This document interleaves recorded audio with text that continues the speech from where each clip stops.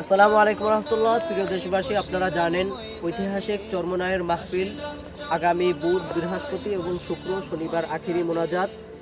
ইংরেজি November 27, 28, 29, 30 November মাহফিল শেষ। উক্ত অগ্রহায়ণের মাহফিল আমরা ইনশাল্লাহ সকলে নিয়াত করেছি, আমরা সবাই মাহফিলে যাব। আপনারাও হেদায়েতের জন্য, ইসলামের জন্য সকলে চরমনায়ের মাহফিলে চলুন, আপনাদের দাওয়াত রইল।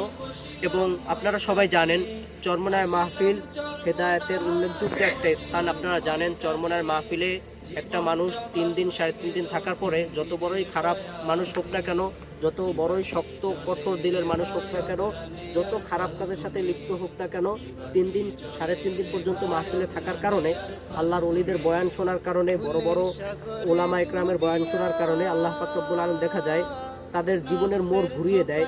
যারা আগে নামাজ পড়তো না তারা নামাজ ধরে, যারা বিভিন্ন নেশার ভিতরে লিপ্ত থাকতো তারা নেশার ভিতরে লিপ্ত থাকে না।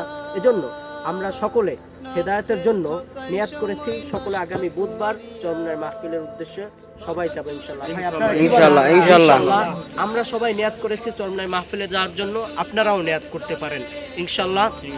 আমরা আমাদের এক ভাইয়ের কাছ থেকে শুনবো তাদের চরমনায়ের মাহফিলে যাওয়ার ব্যাপারে অভিভক্তিটা কি। প্রিয় ভাই, চরমনায়ের মাহফিলে যাওয়ার ব্যাপারে আপনার কি মত? ইনশাআল্লাহ। আচ্ছা, এদিকে আমরা ধরুন রাহিদ ভাই, আপনি কিছু বলেন। ইনশাআল্লাহ যাওয়ার চেষ্টা আছে, ইনশাআল্লাহ আল্লাহ কবুল করুন ভাই। ইনশাআল্লাহ যাওয়ার চেষ্টা আছে ইনশাআল্লাহ। শাকিল ভাই, ইনশাআল্লাহ আমরা যাবো, আপনারা সবাই যাইবেন ইনশাআল্লাহ। রাকিব ভাই, ইনশাআল্লাহ যাওয়ার চেষ্টা আছে, যাবো, আপনারাও যাইবেন ইনশাআল্লাহ।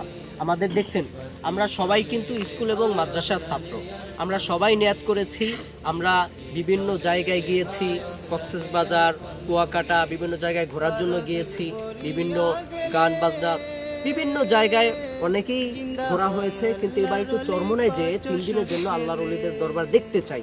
আপনারাও আসেন, আপনাদের জীবনের মোড় পরিবর্তন করার জন্য, নিজেকে পরিবর্তন করার জন্য, আল্লাহর সাথে একটা সম্পর্ক করার জন্য আপনাদের সকলের আগামী বুধবারে চরমনায় মাহফিলে দাওয়াত রইল।